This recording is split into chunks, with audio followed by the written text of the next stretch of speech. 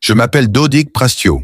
Ma profession, apprendre activement et explorer le contenu et la technologie en ligne. Comment était la manière dont le prophète Mohammed sallallahu alayhi wa sallam approchait les affaires et l'investissement à son époque?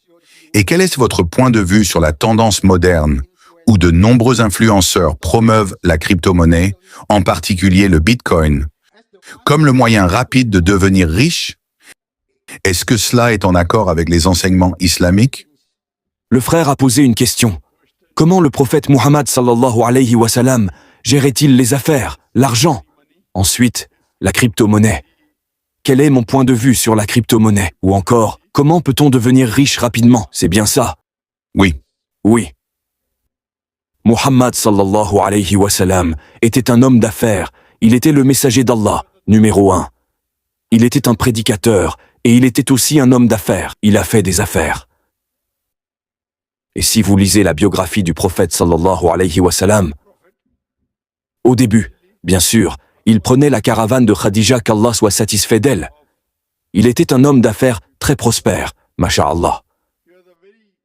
Concernant votre question, ce que le prophète sallallahu alayhi wa sallam a donné, ce que vous lisez dans le Coran et les hadiths, ce sont des directives pour faire des affaires. Que lorsque vous faites des affaires, ne traitez pas avec le riba.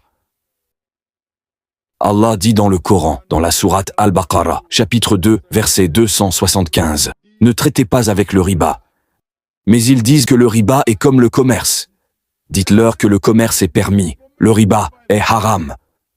L'intérêt. Traiter avec l'intérêt est donc haram. Ne mentez pas. Ne trichez pas.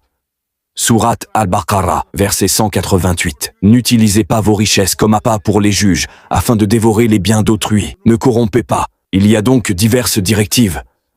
Veillez à ce que lorsque vous mesurez et pesez, vous ne trichiez pas. Lorsque vous mesurez en longueur, ne trichez pas. Il y a diverses directives. On peut donner une conférence là-dessus. Pour faire des affaires, il y a diverses directives. Et malheureusement, de nombreux musulmans ne connaissent pas les directives islamiques en affaires. Il y a beaucoup de musulmans qui font des affaires, et ils font du haram depuis des années. Ils gagnent de l'argent, mais ils ne savent pas que c'est haram. Par exemple, aujourd'hui même, je parlais à quelqu'un de Dubaï, et l'une de mes activités est l'achat et la vente de voitures. Il me dit donc, « Docteur Zakir, dites-moi à quel prix vous voulez vendre votre voiture ?» Je dis, « D'accord, je veux la vendre pour 300 000 dirhams, d'accord. Tout ce que je vends au-dessus, je le prends. » J'ai dit, « Ce n'est pas autorisé. Pourquoi? Je vous donne ce que vous voulez. » La commission est autorisée en islam, mais s'il n'est pas le propriétaire, il dit, « D'accord, je la vendrai 350 000. Je garderai les 50 000 dans ma poche. » C'est normal, et la société l'a accepté. Logique, non, je veux vendre pour 300 000. Il trouve le client pour 350 000. Il garde les 50 000 pour lui. Logiquement, cela peut paraître normal, juste ou faux. Mais en islam, cela mène au haram. Que dit l'islam? Vous trompez l'acheteur. L'acheteur ne sait pas que vous voulez vendre pour 300 000. Vous vendez pour 350 000. Vous gardez 50 000. Cela signifie que vous trichez avec l'acheteur. En islam, il peut acheter la voiture, me payer mes 300 000 complets, puis la vendre 400 000, 500 000. C'est son affaire. Vous ne pouvez donc pas vendre quelque chose que vous ne possédez pas. Sur cet aspect, il y a des centaines de lois en affaires. Je ne peux pas. Il faudrait que je donne une conférence pendant des heures. Vous comprenez, n'est-ce pas? Il y a donc des règles pour les affaires. Ne pas tricher, ne pas corrompre, ne pas frauder sur les poids, sur les mesures. Diverses règles sont là.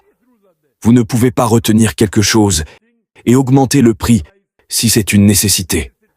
Vous ne pouvez pas retenir du riz et augmenter le prix. Oui, si c'est un luxe, vous pouvez. Il y a donc des directives en islam pour diverses choses. J'en viens à votre question sur la crypto-monnaie. En ce qui concerne la crypto-monnaie, c'est une monnaie numérique qui a été lancée il y a quelques années. En ce qui concerne la crypto-monnaie, pour l'instant, La majorité des savants disent que parce que c'est douteux, il vaut mieux s'en tenir à l'écart, à l'exception de certains savants, comme le docteur Daoud Bakar. Il est aussi un expert en économie islamique. Il vient de Malaisie.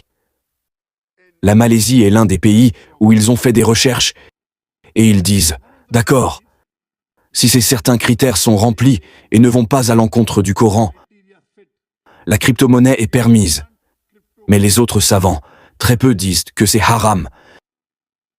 Mais la majorité dit que parce que la nature est douteuse, à cause de la blockchain, etc., ce n'est pas très confirmé. C'est une zone douteuse, une zone grise. Tenez-vous-en à l'écart. Pour l'instant donc, même moi qui suis dans les affaires, si quelqu'un me demande, je ne peux pas dire avec certitude que c'est haram. Je ne peux pas dire avec certitude que c'est halal. Je suis donc encore d'accord avec le groupe majoritaire de savants qui dit de s'en tenir à l'écart de la crypto-monnaie, parce qu'il y a diverses zones grises.